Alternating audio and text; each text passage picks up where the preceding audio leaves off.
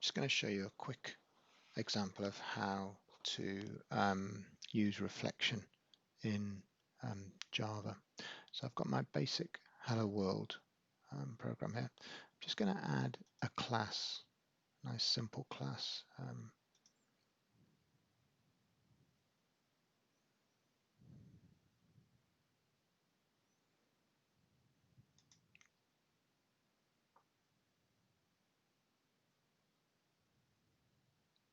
Just going to add a nice simple class for demonstration purposes, and it's going to be a coordinate class.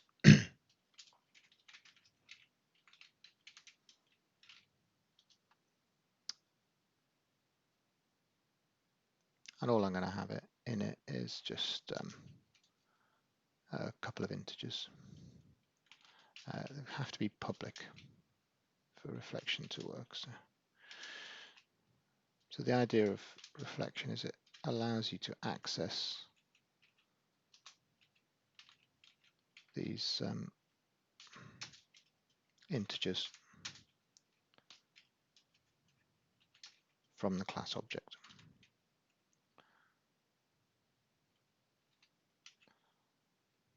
So you just got public class coordinate with x and y, a couple of values. Okay, so go back to my main. I'm just going to create an instance of this coordinate.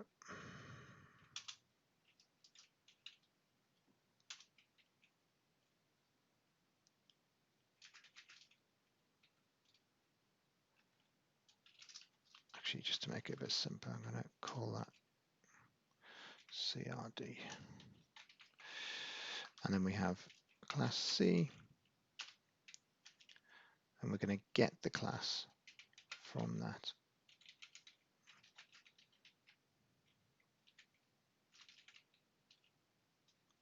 From that object, from that CRD object. So what we can now do is we can actually access the fields, the integers inside the object.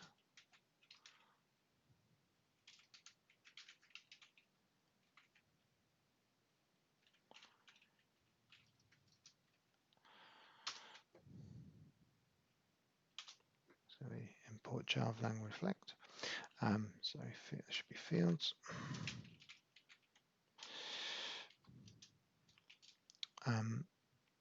So we could say string s equals fields. That's the first one. And so it should be get name.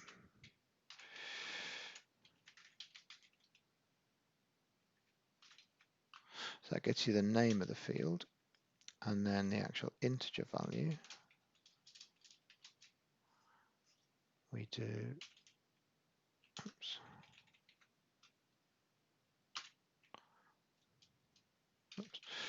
fields 0.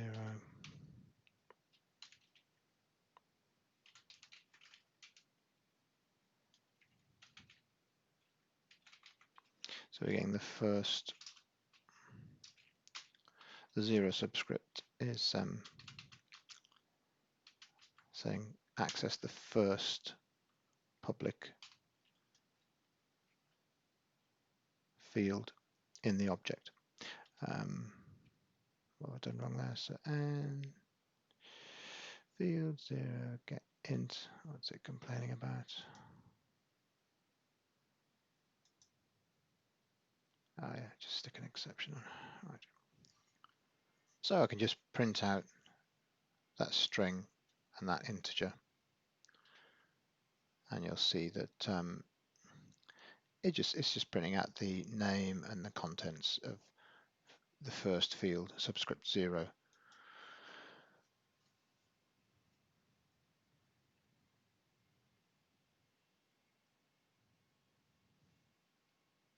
There you go, says X and 111, which if you remember is the first field in the coordinate class. So we can actually set those fields as well from outside the object. So let's just actually I'll leave those there. So I could do fields, first field again,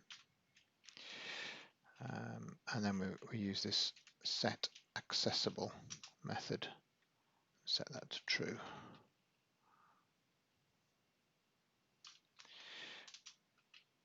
And then we can just set it. Fields 0 dot set int, give it the coordinate, the object, the instantiated object, and I'll set it to 333.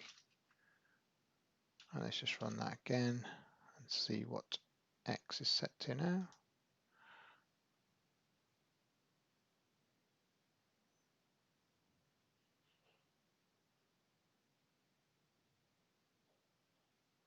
Oh, so I need to actually I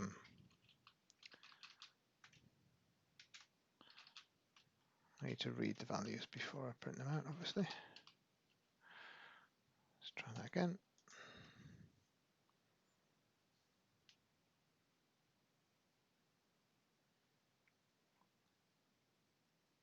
There we go. So x is now set to 333. So that's just a simple example of how you can use reflection in Java.